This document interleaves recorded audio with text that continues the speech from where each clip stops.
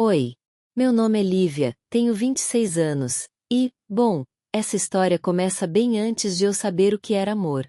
Começa num ringue. No bairro de Campo Grande, no Rio.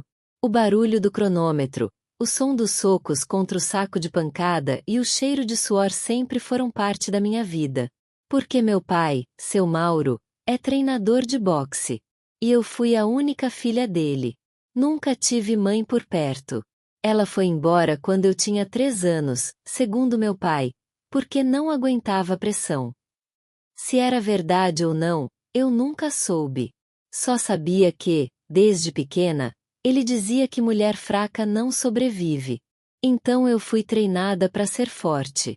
Não no sentido poético. No literal. Com 10 anos, eu já fazia flexão de braço com a palma da mão virada. Com 12, aprendi a defender o queixo. E com 15, fui proibida de chorar. Não por causa de uma regra, mas porque não fazia sentido. Lá em casa, emoção era sinônimo de fraqueza. Nunca baixe a guarda, Lívia. Nunca. Sentimento atrapalha a luta. Confiança é um luxo que a gente não pode ter. Essas eram as frases que ele dizia antes de dormir, como se fossem oração. O curioso é que, por mais rígido que ele fosse, eu amava meu pai. Na minha cabeça, ele era um herói solitário que tentava me preparar pro pior, pro mundo real. E eu acreditava. De verdade. Até o dia em que alguém entrou no nosso mundo com um jeito diferente de me ensinar a lutar. Mas eu não vou me adiantar. Na semana passada, chegou um cara novo no ginásio.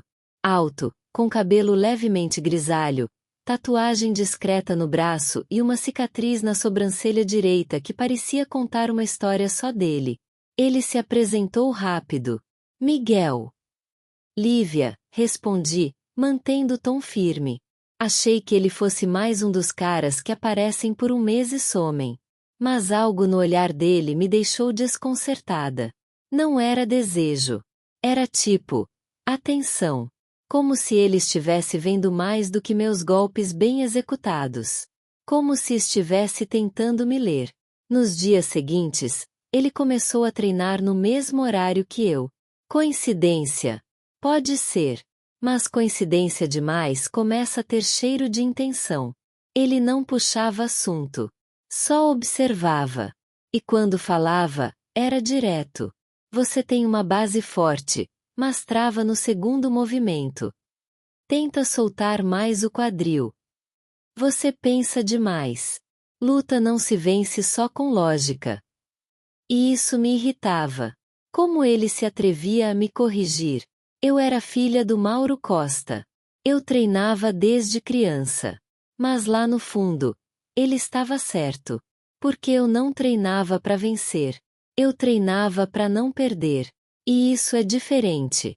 Teve um dia que eu errei o tempo de um direto e acabei girando o corpo de forma estranha. Torci o tornozelo. Nada grave, mas tive que me sentar. Miguel veio até mim, ajoelhou e disse: Você tá sempre tão pronta para se defender, que esquece de escutar o próprio corpo. Você não precisa provar nada para ninguém aqui. Nem pro seu pai. Nesse momento, eu congelei. Como ele sabia? Como ele sabia do peso que meu pai colocava sobre mim? Do silêncio que pairava entre nossos treinos? Da cobrança invisível? Fiquei quieta. Mas algo dentro de mim começou a balançar. Naquela noite, em casa, meu pai me viu colocando gelo no tornozelo e soltou. Isso que dá querer impressionar os outros em vez de focar na técnica. Você treina para vencer ou para chamar a atenção de macho? Aquilo me cortou como faca. Mas eu só respondi: treino porque é a única forma que você me ensinou a me sentir viva. Ele não respondeu. Só me olhou com aquele olhar que diz tudo e nada ao mesmo tempo. E saiu da sala. Não dormi bem. Fiquei pensando no Miguel. No jeito como ele me viu mesmo quando eu tava com a guarda alta. Na forma como ele respeitou meu espaço sem deixar de tocar minha essência. E então percebi uma coisa. Talvez, só talvez, Meu pai tenha me treinado para resistir, mas não para viver. E é aí que essa história começa de verdade. Sabe aquela sensação de que alguém te enxerga inteira, mesmo quando você está escondida atrás de 1000 armaduras? Foi isso que senti com o Miguel. Depois da torção no tornozelo, ele ficou mais próximo, mas sem invadir. Ele não forçava a conversa, só esperava eu dar espaço.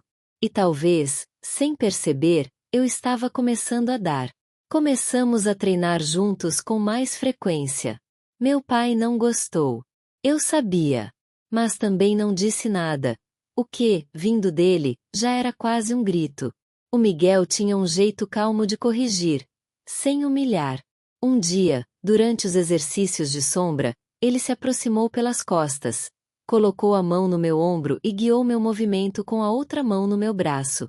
Foi sutil, mas meu coração disparou como se eu tivesse subido 10 andares de escada correndo. Melhor, assim, ó, ele disse, com a voz baixa, enquanto minha respiração acelerava. Eu podia ter recuado. Podia ter dito que sabia o que estava fazendo. Mas eu fiquei ali, sentindo aquela calma absurda que ele passava, mesmo num momento tão íntimo. Naquela noite, pela primeira vez em anos, sonhei com algo que não era luta. Sonhei com silêncio, com um abraço, com o cheiro dele. No dia seguinte, meu pai me pegou olhando pro nada enquanto enrolava a bandagem da mão. Cuidado, Lívia. Gente que perde o foco, perde a luta. E quem nunca baixa a guarda, vive sozinha, respondi sem pensar. Ele me encarou com uma expressão que misturava dor, raiva e algo que eu não conseguia entender. Mas não disse nada. Só saiu da sala. A verdade é que eu estava confusa. Passei a vida toda achando que carinho era fraqueza, que confiança era armadilha. Mas o Miguel me olhava como se eu pudesse ser forte, e ainda assim, ser mulher. Como se não houvesse problema em ter cicatrizes, desde que eu não fingisse que elas não existiam. Um dia, depois do treino, a gente ficou sentados nos bancos ao lado do ringue, só conversando. Era fim de tarde. A luz entrava de lado pela janela, e o cheiro do lugar era mistura de suor com sabão de cocô, uma coisa curiosamente nostálgica. Você sempre foi assim, fechada? Não. Fui ficando. Por causa do seu pai. Por causa da vida. Ele não insistiu. Só ficou ali, do meu lado. E eu gostei disso. De não ter que me explicar. De simplesmente existir. Com ele, eu podia respirar mais devagar. No fim de semana, ele me convidou para conhecer um projeto que ele participava aos sábados. Um treino ao ar livre com adolescentes em situação de vulnerabilidade, num espaço perto da Vila Kennedy. Aceitei. Meu pai, claro, resmungou. Vai perder seu sábado com besteira? Melhor do que passar o dia inteiro ouvindo crítica. Eu fui. E foi a melhor escolha que fiz em anos. Ver o Miguel com aqueles jovens, ensinando técnica com leveza, brincando, rindo, escutando, me desmontou por dentro. Ele era tão diferente do mundo que eu conhecia. E tão parecido com o que eu sempre desejei, mas nunca soube nomear. Depois da aula, sentamos num banco de concreto e dividimos uma garrafinha d'água. O sol batia no rosto dele e fazia os olhos parecerem ainda mais claros. Obrigada, eu disse, sem saber bem por quê. Pelo quê? Por me mostrar que existe outro jeito de ser forte. Ele sorriu. Um sorriso simples, mas cheio de significado. E então encostou a testa na minha. Foi só isso. Nada além. Mas foi ali, naquele gesto, que percebi. Eu estava completamente desarmada. E nem queria me proteger. Na volta para casa, encontrei meu pai na sala. Ele me olhou como quem sabia. Como quem sentiu que algo tinha mudado. Ele tá mexendo na sua cabeça, não tá? Ele tá me mostrando que eu posso ser eu, sem ter que lutar o tempo todo. Meu pai apertou os olhos, cruzou os braços. Mas de novo, Ficou em silêncio. E naquele silêncio, eu ouvi tudo: o medo dele de me perder, o orgulho ferido, e, talvez, até um pouco de arrependimento. Mas essa não era mais uma luta que eu precisava vencer. O Miguel me ensinou algo que meu pai nunca conseguiu: que força de verdade não é bater mais forte. É saber a hora de não bater. É confiar. É baixar a guarda, quando o coração manda. E eu tava começando a aprender isso. Desde aquele sábado na Vila Kennedy, tudo mudou dentro de mim. Não era como se o Miguel tivesse feito uma revolução em mim de um dia pro outro. Mas, sabe quando uma porta abre só uma frestinha e começa a entrar luz num lugar onde antes só tinha escuridão? Era isso. Eu continuava treinando todos os dias. Meu corpo, meus socos, meus reflexos, tudo seguia o mesmo. Mas por dentro, uma batalha nova começava. Uma que eu nunca aprendi a lutar. A de ouvir o coração. E meu coração já não batia mais só no ritmo do ringue. Ele batia diferente quando Miguel sorria para mim. Numa quarta-feira, saímos do treino e fomos caminhando até uma padaria ali perto. Ele pediu um suco de caju, e eu pedi pão na chapa. Conversamos sobre coisas bobas: comida, filme, infância. E rimos. Rimos de verdade. Foi a primeira vez que alguém olhou meu sorriso sem procurar uma fraqueza nele. E aquilo doeu. Doía perceber o quanto eu estava desacostumada com o afeto. Na volta, ele segurou minha mão. Simplesmente segurou. E eu deixei. E quis. Muito. Mas como tudo na minha vida, não durou muito sem conflito. Na sexta, meu pai apareceu mais cedo no treino. Eu estava fazendo corda, suando, focada. Ele chegou com aquele olhar que fura. Quero conversar. Fomos até o escritório do ginásio. Lá dentro, o silêncio era pesado. Ele ficou de pé. Eu sentei. Você sabe o que ele quer de você, né? Não fala como se eu fosse ingênua, pai. Ele é homem feito, tem quase 40. Você é minha filha. Respirei fundo. Já tinha ouvido discursos assim antes.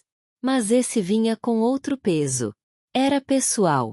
Era como se ele não falasse só como pai, mas como treinador, como dono da minha trajetória. Você ensinou a me defender. Agora me deixe escolher o que eu quero. Isso não é defesa, é rendição. Essas palavras me cortaram. Porque foi como se amar fosse errado. Como se eu tivesse traindo ele por sentir algo bom. Então me diz, pai, até quando eu vou viver só no ringue? Enquanto o mundo continuar sendo uma guerra. Ele saiu da sala. E dessa vez, fui eu quem ficou em silêncio. No dia seguinte, não consegui encarar o Miguel. Fiz o treino toda travada. Evitei olhar nos olhos dele. E quando ele tentou conversar, eu disse: acho melhor a gente manter só a parceria de treino. O olhar dele não era de raiva. Era de tristeza. Mas também de compreensão. Ele assentiu. E voltou pro saco de pancada. Meu peito ficou pesado. Pela primeira vez, eu queria chorar no meio do tatame. No sábado, decidi não ir ao treino comunitário. Fiquei em casa, olhando pro teto, pensando: será que meu pai estava certo? Será que Miguel só gostava da ideia de me consertar? Ou será que eu estava fugindo de mim mesma? Peguei o celular e vi uma mensagem dele: se você não aparecer hoje, tudo bem. Mas saiba que aqui não tem luta, só abraço. E ele ainda é seu, se quiser. Chorei.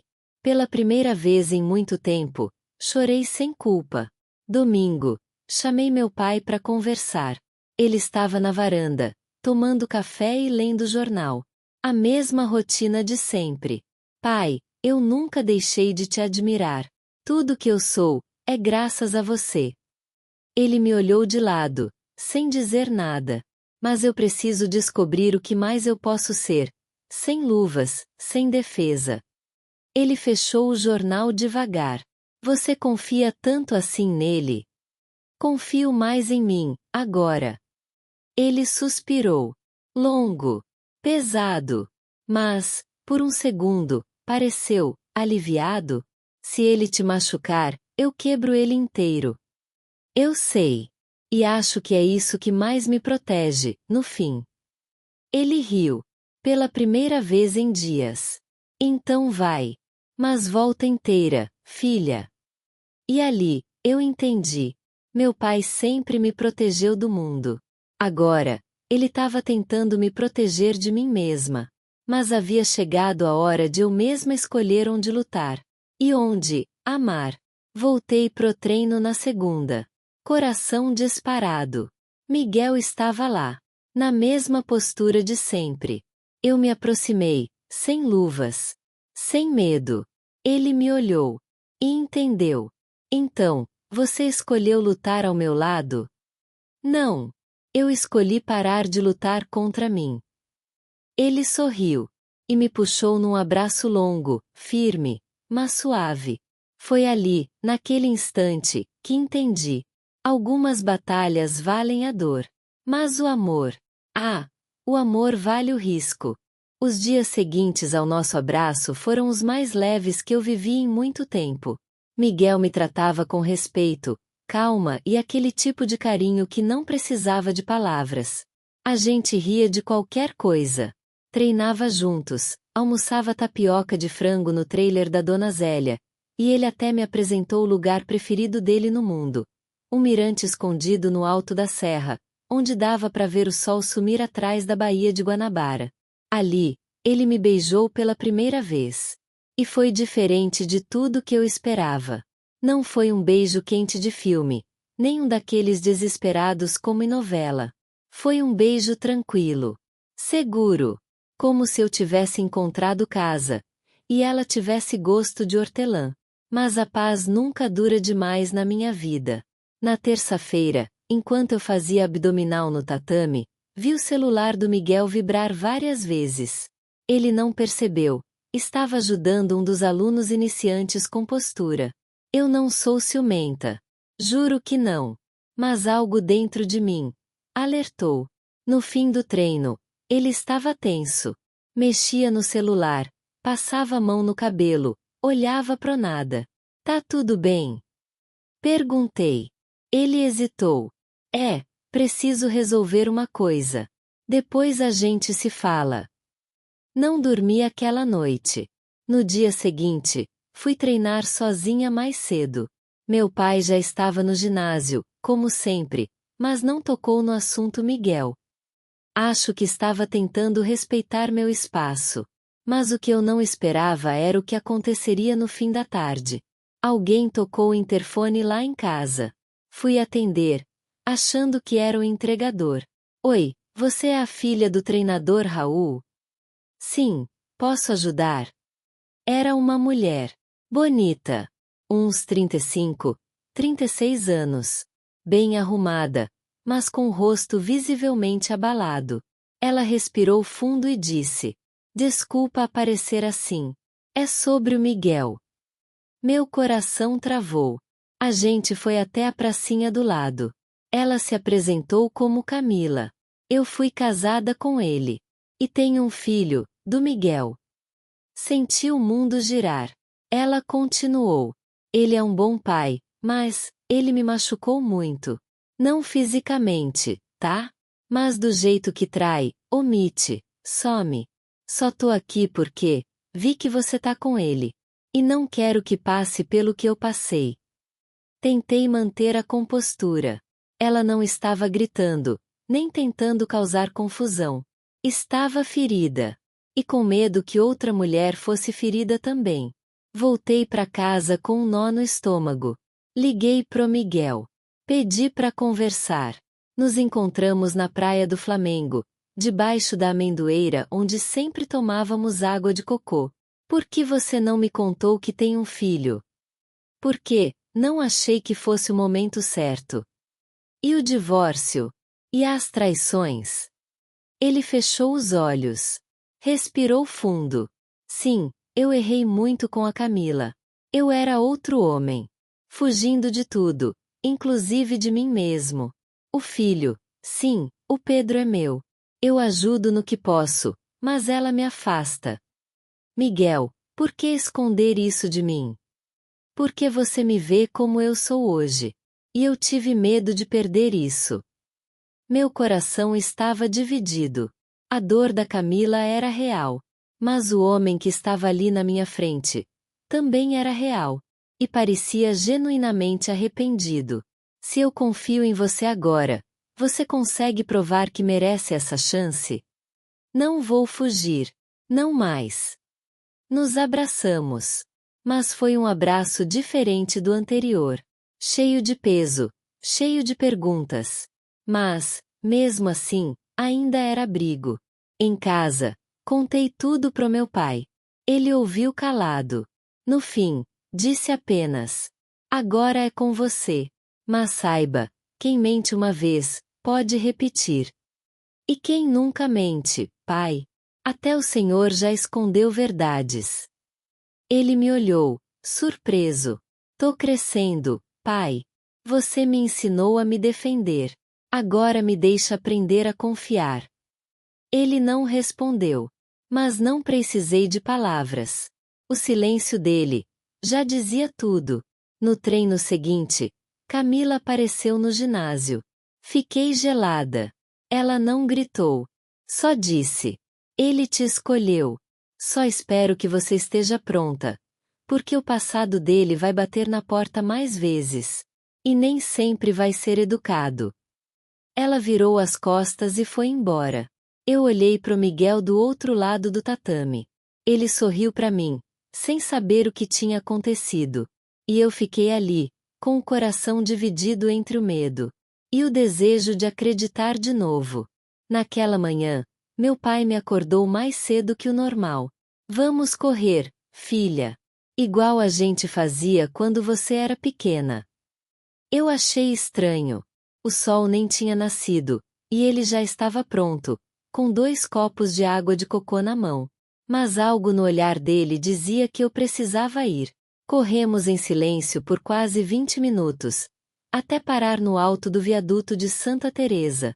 A cidade ainda acordava, mas o vento já batia forte. Foi ali que ele olhou para mim e disse: você tá apaixonada por ele, né? Engoli seco. Não dava mais para fingir. Tô, pai. Mesmo depois de tudo. Ele respirou fundo. Eu te treinei a vida inteira para que ninguém te ferisse. Mas esqueci de uma coisa. O quê?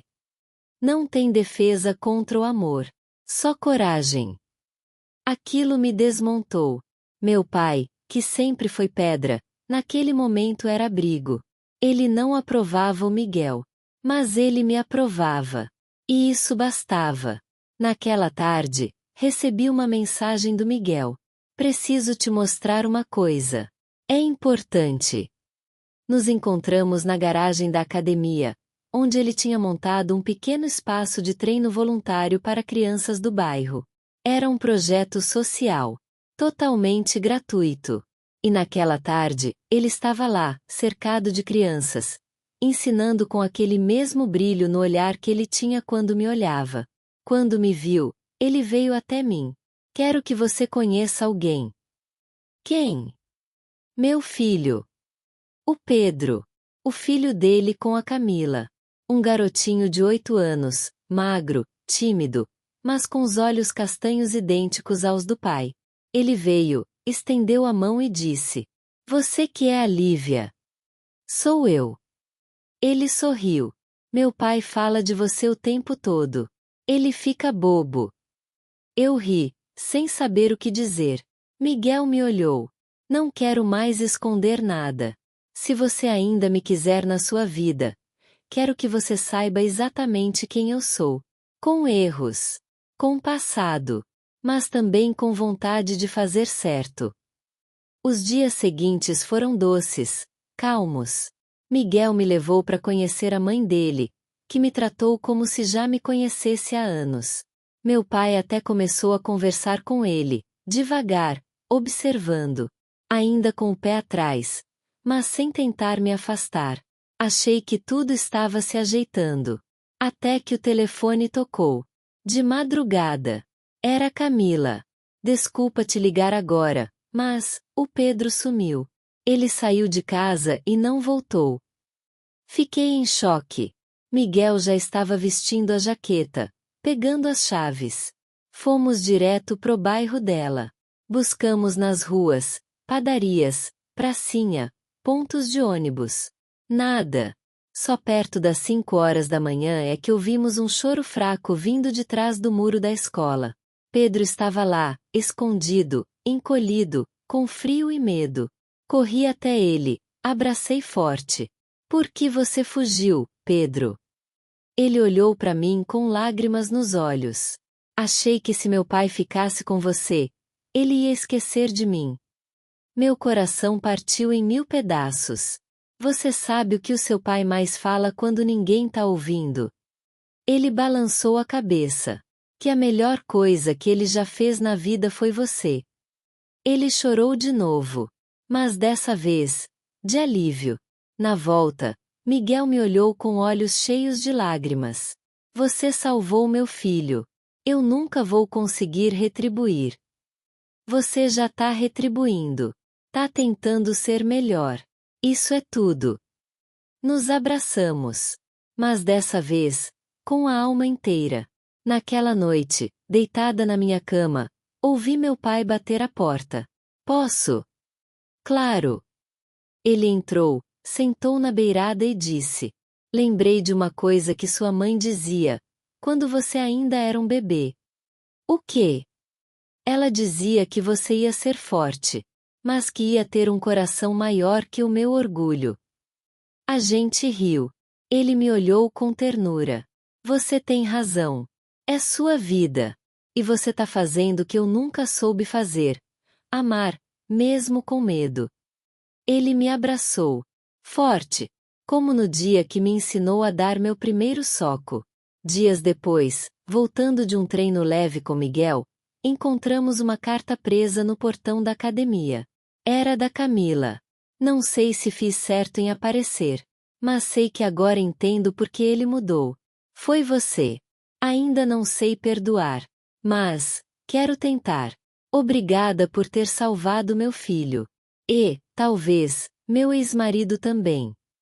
Olhei para Miguel. Você viu isso? Vi. Tá preparado para ser um pai melhor? Ele me olhou como da primeira vez. Tô preparado para ser tudo o que você merece. E ainda mais. Mas, naquela mesma noite, o telefone do meu pai tocou. Era um número internacional. Ele atendeu. Ficou pálido. Desligou. Me olhou. É sobre sua mãe. O quê? Ela, tá viva. Obrigado por estar conosco no canal Na Armadilha dos Desejos. Inscreva-se, curta e não perca novas histórias.